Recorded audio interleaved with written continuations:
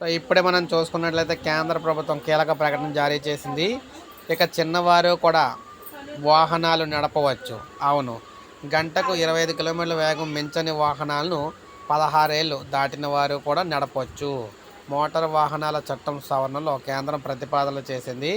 School బస్సులు నిబంధనలను ఉల్లంఘిస్తే 2 రెట్లు జరిమానా అయితే విధిస్తామని చెప్పారు. త్రిచక్ర వాహనాలకు గరిష్టంగా 50 కిలోమీటర్ల పరిమితి అయితే పెట్టారు.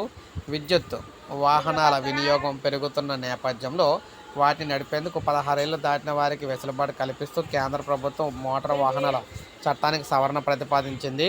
1500 వాట్స్ లేదంటే కేంద్రం ప్రకటించే సామర్థ్యంతో గంటకు 25 కిలోమీటర్లు మించని వేగంతో నడిచే వాటిని 16 ఏళ్లు పైబడిన వారు బహిరంగ స్థలాల్లో నడపడానికి వీలు కల్పించాలని నిర్ణయించింది. ద్విచక్ర వాహనాలు వాణిజ్య అవసరాలు ఉపయోగించుకోవడానికి వీలు కల్పించాలని ప్రతిపాదించిందనమాట.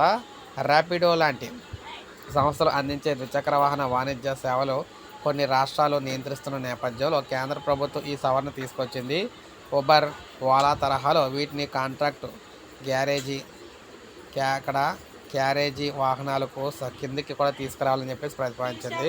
మారిన కాలమాన పరిస్థితులకు అనుగుణంగా కేంద్ర ప్రభుత్వం మోటార్ వాహనాల చట్టానికి మొత్తంగా 67 సవరణలు అయితే ప్రతిపాదించింది. వాహన ప్రమాదాలకు సంబంధించి క్లెయిమ్లు, సెటిల్మెంట్లు, మోటార్ వాహనాలు ఇక్కడ ట్రైబ్యునల్స్ని కూడా గరిష్టంగా 12 నెలల గడువు అయితే విధించిందనమాట. విద్యా సంస్థలు ఉపయోగించే బస్సులు నిబంధనలు ఉల్లంఘిస్తే 2 రెట్లు జరిమానా విధించాలని చెప్పేసి చెప్పడం అయితే జరిగింది.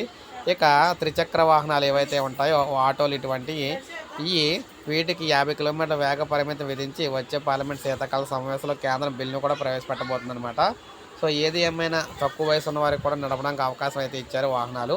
సో ఇది మనకు అప్డేట్. ఒక లైక్ చేయండి, సబ్స్క్రైబ్ చేసుకోవాలి, మన ఛానల్ సబ్స్క్రైబ్ చేసుకోండి.